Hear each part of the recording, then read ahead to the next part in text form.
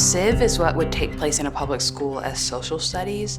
It's where our guide will teach us, do lessons on Tuesdays and Thursdays, and they'll teach us a topic for 15 minutes during the lunch, and then we'll break out and do Civ where we research for 30 minutes and then have to write about it. And just you really deep dive into that topic, and then you tell your opinion about it. And usually after you do some kind of activity to either help the situation or to voice your opinion even more. And it has a number of purposes. One is it is to acquaint learners with the history of the world. Not just the US, not just the Western Hemisphere, but the entire world. Multiple different cultures, perspectives, people who are in power, people who are not in power. A second main purpose of civilization is that it seeks to help young people learn governance and self-governance. And so often, a civilization challenge will invite learners to put themselves in the shoes of a person from history. Sometimes it's a person in power, sometimes it's a person who's not in power, and then to make some sort of a decision based on the historical context so that they can understand what it was like to live in that period of history, so they can also experience what those decisions, the impact and the ramifications of those decisions have on society, and whether or not they actually want to apply and implement the same kind of decisions and policies today when they're young people and even when they're adults. For high school in particular, we have chosen topics and issues that we're currently facing in the world today.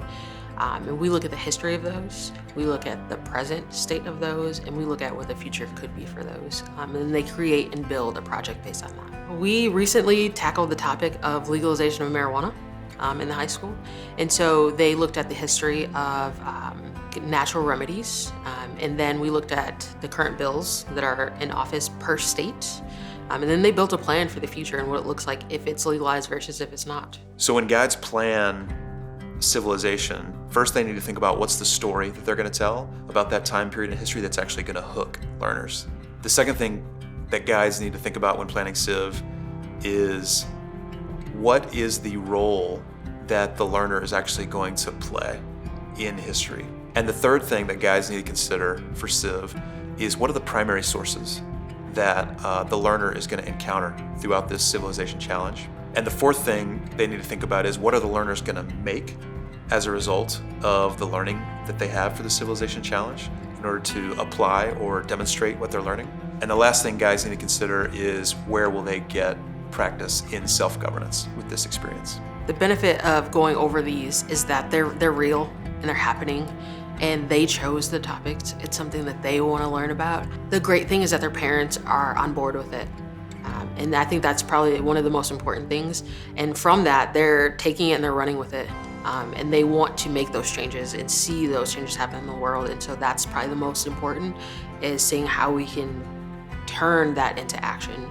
For example, we did one on human trafficking, where we brought a human traffic expert in, and she gave them feedback on their work. And one of the ideas that they came up with, she was going to take back to the board and the county. Just being able to see your idea turn into something real is amazing. You really learn about everyone and their views and where they stand on certain things, and you learn about you can kind of see the similarities between certain people and similarities between others, and you can kind of tell maybe those stereotypes that you see either come to life or you see them being put down. They need to be ready to roll up their sleeves and make some things.